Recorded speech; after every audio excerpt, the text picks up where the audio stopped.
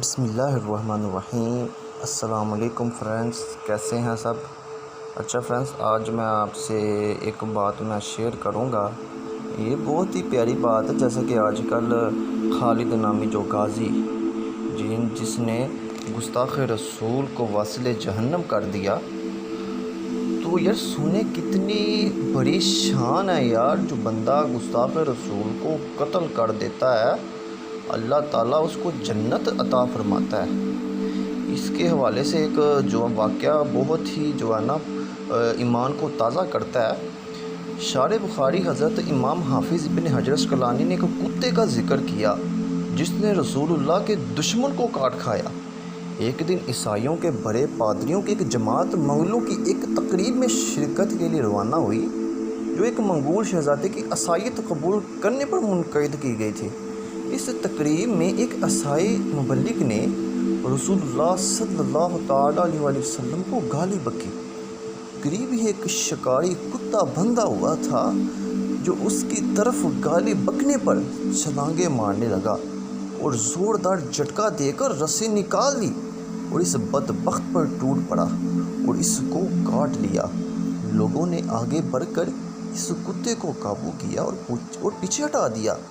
تقریب میں موجود بعض لوگوں نے کہا کہ یہ محمد صلی اللہ علیہ وسلم کے خلاف تمہاری گفتگو کی وجہ سے ہوا ہے۔ اس گستاخ نے کہا بالکل نہیں، بلکہ یہ خوددار کتا ہے۔ جب اس نے بات چیت کے دوران مجھے دیکھا کہ میں بار بار ہاتھ اٹھا رہا ہوں تو اس نے مجھے کہ میں اس کو مارنے کے لیے ہاتھ اٹھا رہا ہوں تو اس نے مجھ پر حملہ کر دیا۔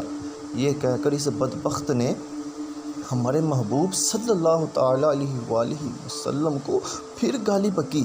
اس بار کتے نے رسی کاٹ دی اور سیدھا اس ملعون پر چھلانگ لگا کر اس کی منحوس گردن کو دبوچ لیا اور وہ فوراً ہلاک ہو گیا۔ اس کو دیکھ کر 40,000 منگولوں نے اسلام قبول کر لیا۔ اور امام ذہبی نے اس قصے کو صحیح اسناد کے ساتھ معجم الشیوخ صفحہ 387 میں نقل کیا ہے۔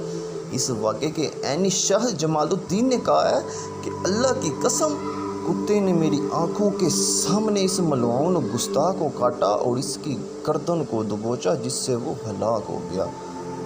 تو میرے پیارے دوستو، جو بندہ ہمارے محمد صلی اللہ تعالیٰ علیہ وآلہ وسلم کی گستاخی کرتا ہے تو یہ کسی مسلمان کی شان کے لائق نہیں ہے کہ وہ چپ بیٹھا رہے، بلکہ فوراً اس پر حملہ کرے۔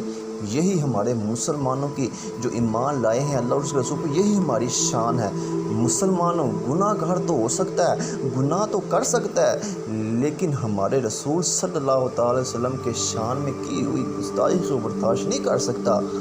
تو اس وجہ سے اپنے نبی کی عظمت کو بلند کریں۔ اللہ تعالی ہمیں اپنے رسول صلی اللہ تعالی علیہ وسلم کی عزت و توقیر کرنے کی توفیق عطا فرمائے۔ آمین بجاہ نبی الامین صلی اللہ تعالی وسلم۔